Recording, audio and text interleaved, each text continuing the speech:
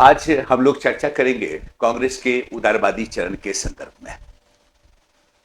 कांग्रेस का उदारवादी चरण अक्सर देखिएगा मेंस में भी क्वेश्चन बनता है कि कांग्रेस के उदारवादी नेतृत्व की उपलब्धियों का आलोचनात्मक मूल्यांकन करें। पहले हम लोग पूरी तरह से उदारवादी चरण को ओवरऑल समझते हैं, है ना? तो पहला जो टॉपिक बनता है वो बनता है कि उदारवादी कौन, किस नेता को उदारवादी कहा गया। प्रारंभिक राष्ट्रवादी कांग्रेस के संस्थापक सदस्य गोपाल कृष्ण गोखले, दादा भाई नौरोजी, फिरोज शाह मेहता, दीन साबाचा, बदरुद्दीन तैयब जी,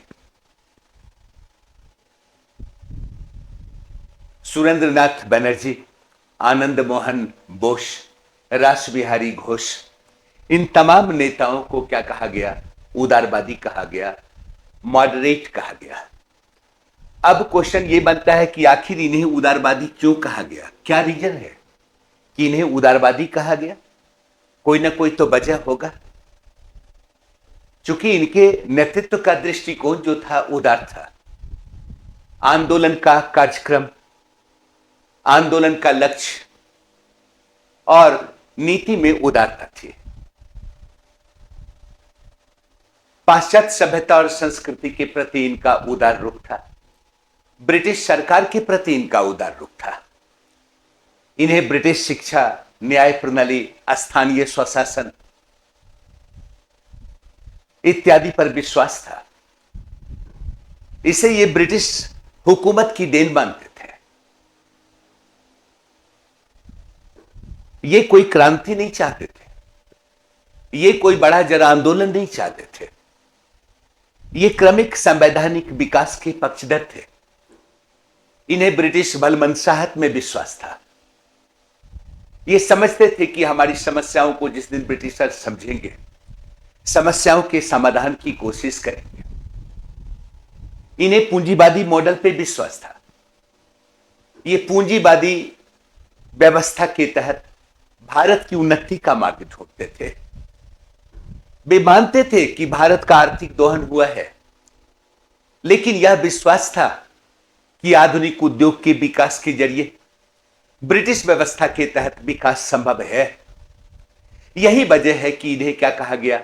उदारवादी कहा गया, मॉडरेट कहा गया।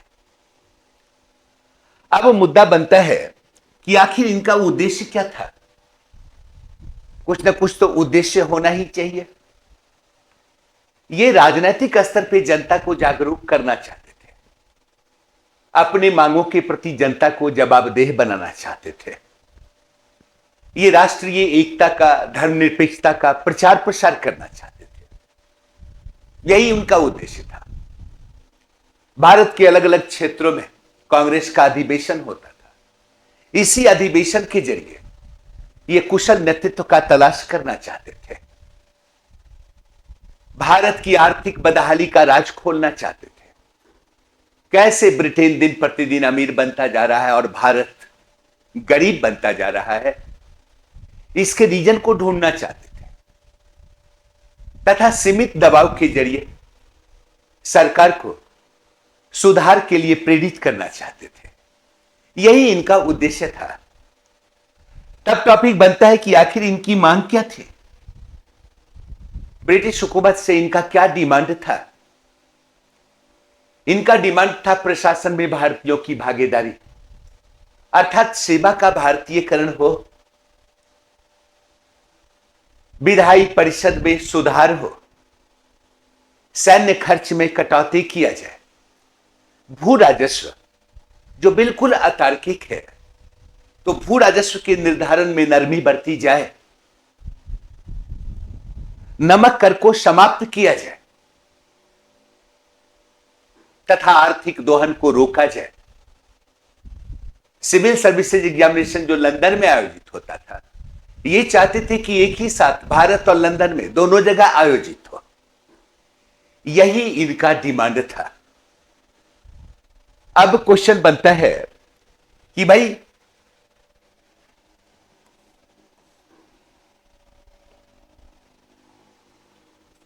इनकी क्या सीमाएं थी? और इनकी क्या उपलब्धियां रही। क्योंकि अभी अभी मैंने आपसे बात किया कि क्वेश्चन पूछता है, क्या क्वेश्चन पूछता है कांग्रेस के उदारवादी नेतृत्व की उपलब्धियों का आलोचनात्मक मूल्यांकन करें।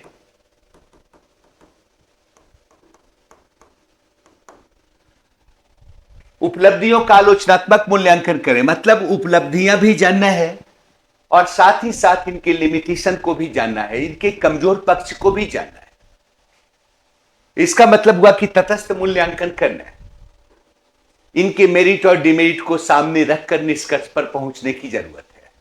इसका मतलब यह जानने की जरूरत है कि इनकी क्या लिमिटेशंस थे, इनका क्या कमजोर पक्ष था, और तब हम लोग उपलब्धियों को जानेंगे। तो इनके लिमिटेशंस क्या थे, कमजोर पक्ष क्या था, गौर करके देखिएगा। इनका भौगोलिक, सामाजिक और धार्मिक आधार कमजोर था, आप लोगों ने पढ़ा होगा।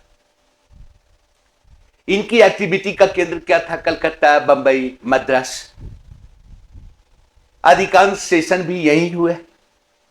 इसका मतलब इनका भौगोलिक आधार कमजोर था। नगरीय क्षेत्र में ज्यादा एक्टिविटी थी, ग्रामीण क्षेत्र में बिल्कुल नहीं, जबकि भारत की सर्वाधिक आबादी ग्रामीण क्षेत्र में रहती है। इनका सामाजिक आधार कमजोर था, मध्यम वर्गीय, बुद्धिजीवी वर्ग ही इनका सामाजिक आधार था। किसान, मजदूर, जमींदार, व्यवसायिक वर्ग ये इनके सामाजिक आधार नहीं थे। इसका मतलब सामाजिक आधार कमजोर था, धार्मिक आधार भी कमजोर था।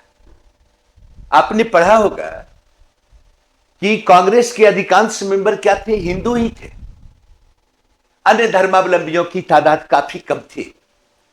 इसका मतलब स्पष्ट है कि इनका जनाधार क्या था, कमजोर था। अब अगर जनाधार कमजोर है तो ये कोई बड़ा व्यापक जन आंदोलन छेड़ सकते हैं? नहीं। ऐसी स्थिति में ब्रिटिश सरकार दबाव में आएगी? बिल्कुल नहीं। तो एक लिमिटेशन तो यह हो गया कि इनका जनाधार क्या है, कमजोर है। दूसरा देखें, इन्होंने कोई सतत राजनीतिक कार्यक्रम नहीं चलाया, इन्होंने कोई सतत राजनीतिक कार्यक्रम नहीं चलाया, चूंकि राजनीति इनका अल्पकालिक पेशा था। कांग्रेस के जो प्रारंभिक मेंबर थे अपने पेशे में सफल लोग थे, पत्रकार, वकील। राजनीति इनका क्या था, अल्पकालिक पेशा था। साल में 3 दिन ये एक्टिव होते थे कांग्रेस के सेशन के समय। तो वैसी स्थिति में जितनी राजनीतिक चेतना का डेवलपमेंट होना चाहिए, क्या होगा? नहीं। इसका मतलब ये भी इनका क्या है, कमजोर पक्ष है, कोई दिक्कत नहीं। इन्हें जन आंदोलन में आस्था नहीं थी, इनका जन आंदोलन में कोई आस्था नहीं था, इसलिए ये भारतीय जनमानस को आंदोलन के लायक मानते ही नहीं थे। यही वजह है कि शुरुआती कांग्रेस के सेशन में आप देखेंगे तो किसान प्रतिनिधि बिल्कुल नगण्य आपको दिखाई देते हैं। ये कोई बड़ा जन आंदोलन करना भी नहीं चाहते थे, कोई क्रांति करना नहीं चाहते थे। ब्रिटिश को भारत से निकालना है, ये उद्देश्य नहीं था। इनका उद्देश्य था क्रमिक संवैधानिक विकास। इसीलिए ये संवैधानिकता में बंध कर कार्य करना चाहते थे, ये संवैधानिकता में बंधकर कार्य करना चाहते थे। चूंकि ब्रिटिश सत्ता का समापन उद्देश्य नहीं था, क्रमिक संवैधानिक सुधार इनका उद्देश्य था। एक लिमिटेशन यह भी हो सकता है कि इन्हें ब्रिटिश औपनिवेशिक चरित्र की समझ नहीं थी।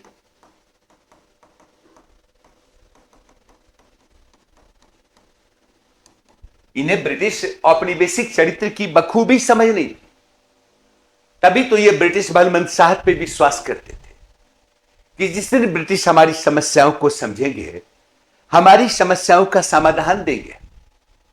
इन्हें लगता था कि तमाम प्रकार का डेवलपमेंट ब्रिटिश पूंजीवादी मॉडल के तहत होगा और अंततः वो सत्ता हमें सौंप कर चले जाएंगे। इसका मतलब ब्रिटिश भलमनसाहत पर विश्वास है, ब्रिटिश चरित्र की बेहतर समझ नहीं है। और एक लिमिटेशन यह भी हो सकता है कि प्रार्थना, याचना और प्रतिवेदन की नीति एवं सीमित जनाधार के कारण यह कोई व्यापक राजनीतिक सक्रियता नहीं ला पाए कि ब्रिटिश हुकूमत दबाव में आए। यही वजह था कि कांग्रेस का एक घटक इनसे विक्षुब्ध हो गया। आपने सुना होगा अरविंद घोष ने अपने pamphlet new lamp for old में उदारवादी नेतृत्व की क्रमिक आलोचना की। इसका मतलब है कांग्रेस का एक घटक इनके अगेंस्ट हो गया, इनकी कार्यशैली पर ऐतराज व्यक्त करने लगा और इसी की परिणति थी 1907 में कांग्रेस में फूट। ये तमाम इनके क्या थे? लिमिटेशंस थे, कमजोर पक्ष थे। जब आलोचनात्मक मूल्यांकन करेंगे तो इसी आधार पे अभी तक जो हम लोगों ने पढ़ा उसको पढ़कर यही लग रहा है कि इनकी कोई खास उपलब्धि तो रही ही नहीं, क्योंकि इनका सामाजिक, धार्मिक और भौगोलिक आधार भी कमजोर था। राजनीति इनका अल्पकालिक पेशा था। ये साल में 3 दिन मेढक की तरह टर्राते थे। ये कोई जन आंदोलन छेड़ना नहीं चाहते थे। ब्रिटिश सत्ता का समापन उद्देश्य नहीं था। क्रमिक संवैधानिक विकास में विश्वास था। यही वजह है कि ब्रिटिश सरकार कभी दबाव में नहीं आ पाई। इन्होंने हर एक सेशन में ब्रिटिश सरकार के समक्ष कुछ डिमांड रखे। ब्रिटिश सरकार उसके प्रति बिल्कुल उदासीन रही। इनके किसी भी डिमांड को पूरा नहीं किया गया। यही वजह था कि कांग्रेस का एक घटक इनका विरोधी हो गया।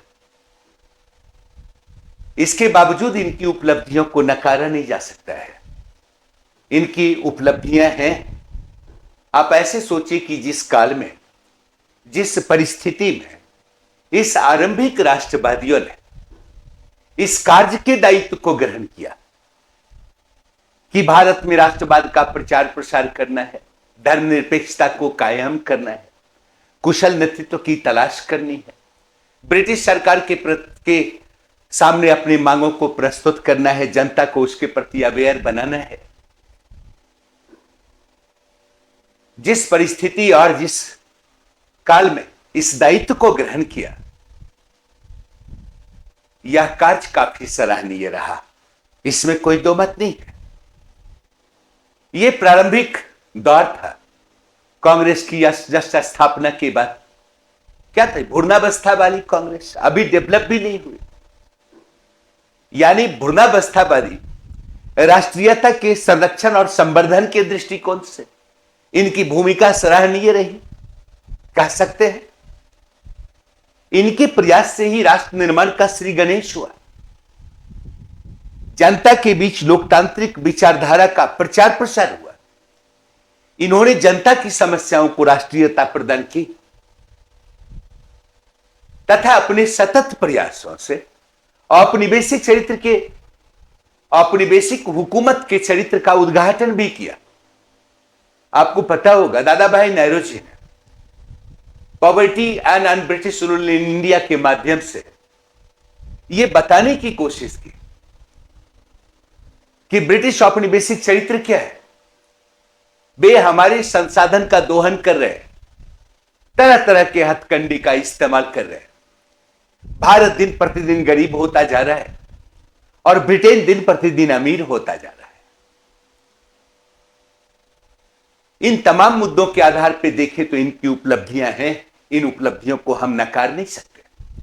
अब अगर क्वेश्चन यह बनता है कि उदारवादी नेतृत्व की उपलब्धियों का आलोचनात्मक मूल्यांकन करें, दो टॉपिक के आधार पे इसके आंसर को प्रेजेंट कर सकते हैं, एक लिमिटेशन और दूसरा क्या, उपलब्धियां। Thank you.